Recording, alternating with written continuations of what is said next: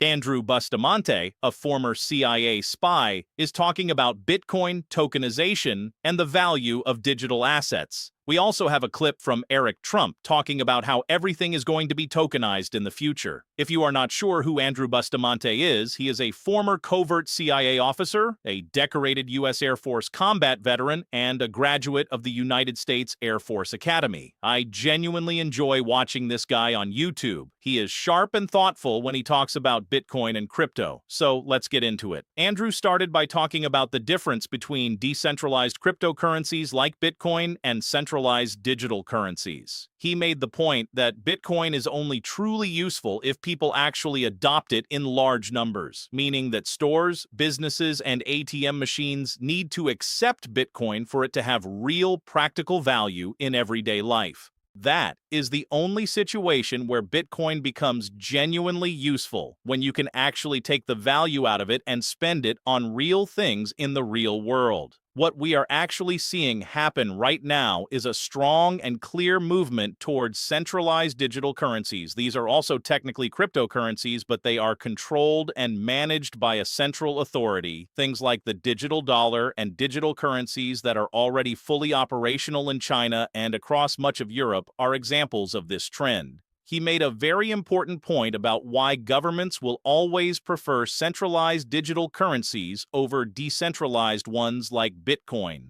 Governments need to make money from controlling their own currency. They need to have full control over how much money is coming in and going out. They need to control the value of the currency, and they need to be able to collect even a tiny fraction of every single transaction, because that small percentage across billions of transactions creates enormous amounts of essentially free money for the government. That is a system governments absolutely love and will always protect. Another really interesting point that came up in the conversation was about counterfeiting. Think about how much illegal activity happens right now with people running fake printing operations to counterfeit US dollar bills. There is an entire division of the Secret Service dedicated specifically to hunting down people in foreign countries who have printing machines and are producing fake US hundreds. But here is the thing. If governments move to a fully digital centralized currency called a CBDC or central bank digital currency, counterfeiting becomes essentially impossible.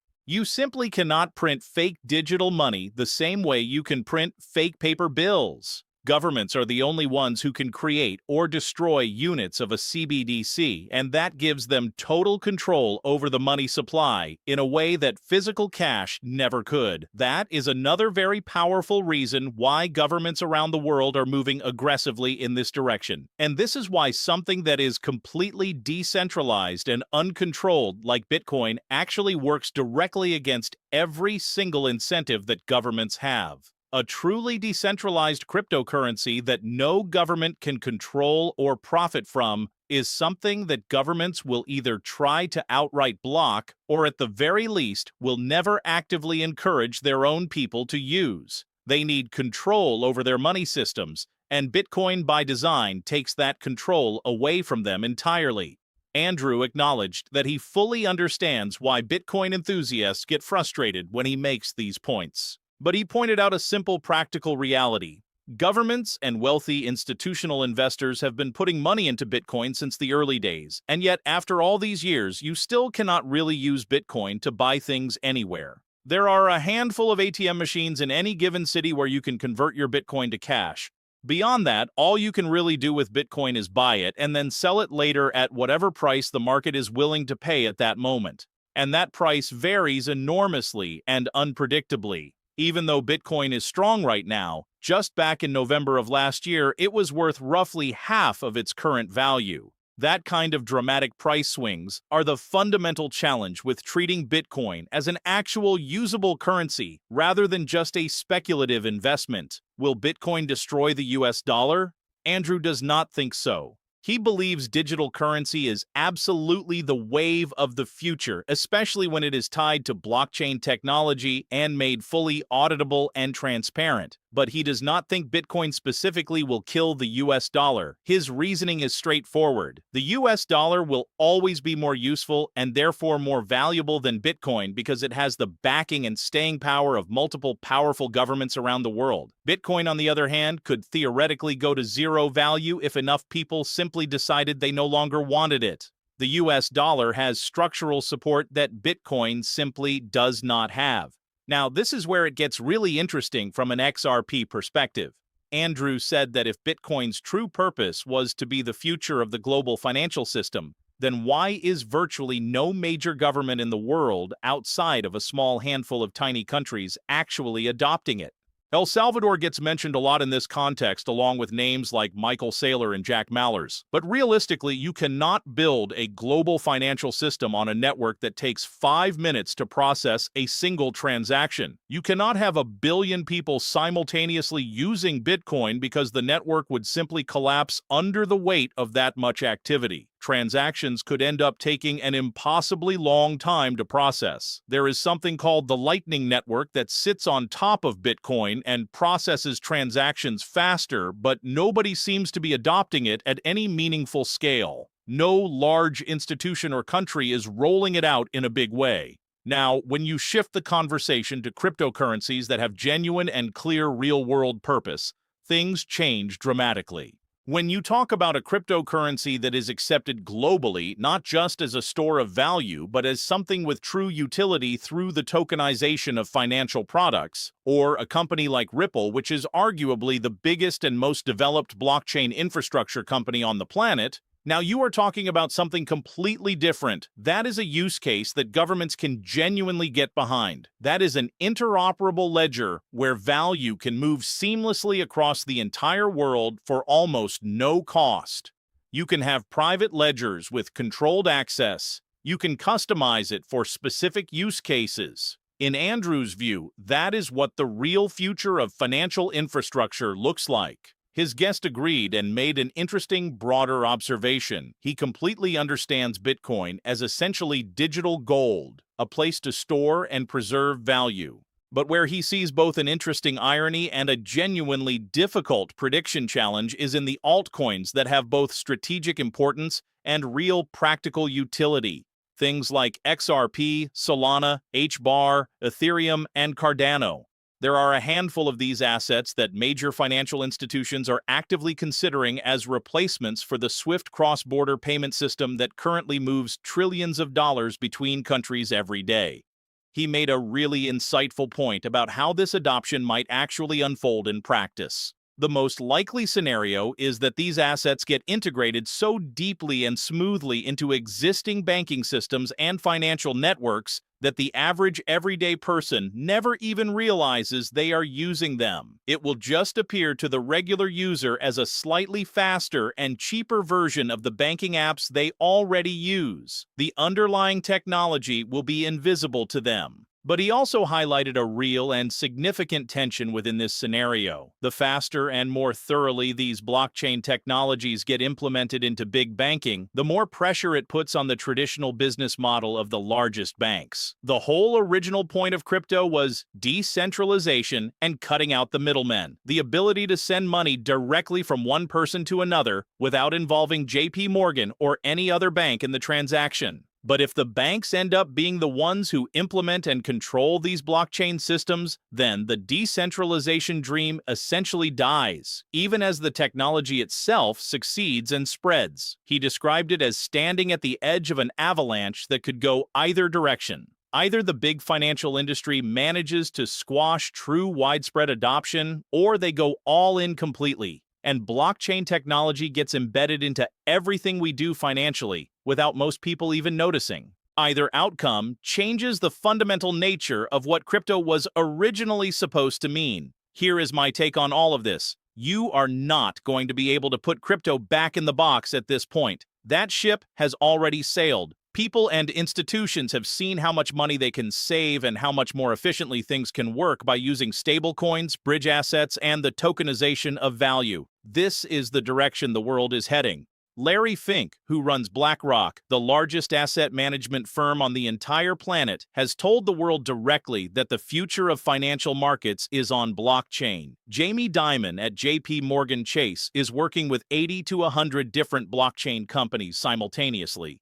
Bank of America, Citibank, and essentially every major financial institution on Earth now understands how critically important these digital assets are going to be. Yes, they tried to slow it down and keep it in a box for a long time because they make tens or even hundreds of billions of dollars every year, charging fees to allow other banks to use their payment rails to move money around the world. Of course, they did not want that profitable business to disappear, but they have come to understand something important. If they do not adapt and offer these services themselves, then other banks and companies will. And those banks and companies that do offer these services will take their customers, and they will eventually go the way of Blockbuster Video, while the banks who adapt will survive and thrive. I do not think JP Morgan or Bank of America or Citibank are going anywhere anytime soon. They have been around for hundreds of years. They have far too much money, and they are far too systemically important to governments all around the world to simply disappear. But I do think they now fully understand the importance of this moment in financial history, and they are positioning accordingly. And on top of all of this, you have the Trump administration saying clearly and repeatedly that crypto is here to stay and that the United States wants to be the crypto capital of the world. This technology is not going away. I think this was a genuinely great conversation, and I am really glad I played the clip live so I could share my real-time reactions with you. Eric Trump on tokenization. Now here is Eric Trump talking about why everything is going to be tokenized. This is a really good clip, and Eric clearly knows what he is talking about, which I find genuinely refreshing. Usually, when a famous politician's family member talks about complex financial topics, they do not always have the deepest understanding of what they are discussing. Eric Trump is a clear exception to that pattern. He was asked how he sees blockchain and crypto reshaping real estate over the next 5 years. His answer was simple and direct. Everything is going to be tokenized. Maybe not all of it in the next 5 years, but it is all coming. He used a brilliant example to explain the concept. Think about Trump Tower, one of the most famous buildings in the world. Right now, if you want to put financing on a building like that, you might be able to go to maybe 7 or 8 major banks that are large enough to handle a transaction of that size. Why should it be limited to 7 banks? Why can you not instead go to tens of millions of people around the world who admire the Trump brand and offer them the chance to own a small piece of the financing?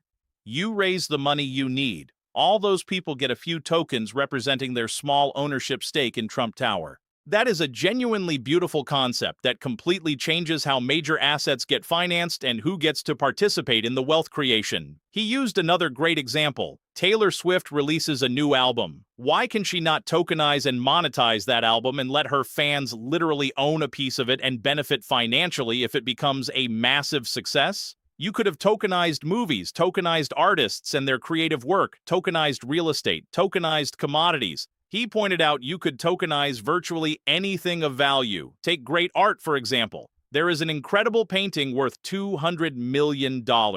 Right now, almost nobody in the world can afford to own it. But what if you could own 1/10,000th of that painting or 100,000th of it? You could participate in any increase in its value over time and enjoy the prestige of being a partial owner of a masterpiece. If its value goes up, you benefit proportionally. That is financial access that simply does not exist for ordinary people today. Everything is going to be tokenized. Stocks are being tokenized. Companies are being tokenized. It is coming, and it is closer than most people realize. It will give millions of people who have never had access to certain financial markets and asset classes the ability to participate in them for the very first time. That is genuine financial freedom that simply does not exist in the current system. I love that the president's son actually understands this stuff at a real level. This is about leveling the playing field. It is about giving access to people who are underbanked or who have no bank account at all. It is about giving them the ability to get a loan, send money to family members cheaply and instantly without paying enormous fees.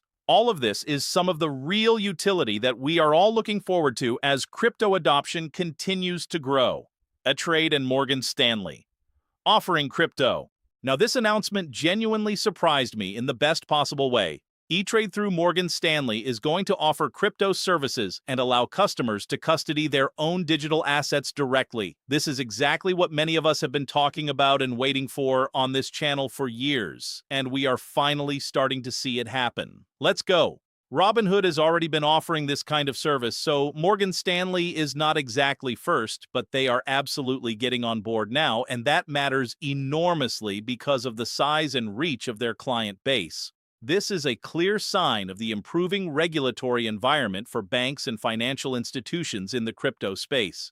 It might well be one of the first major announcements where you see a traditional bank partnering with crypto services to offer direct access to its customers at this scale.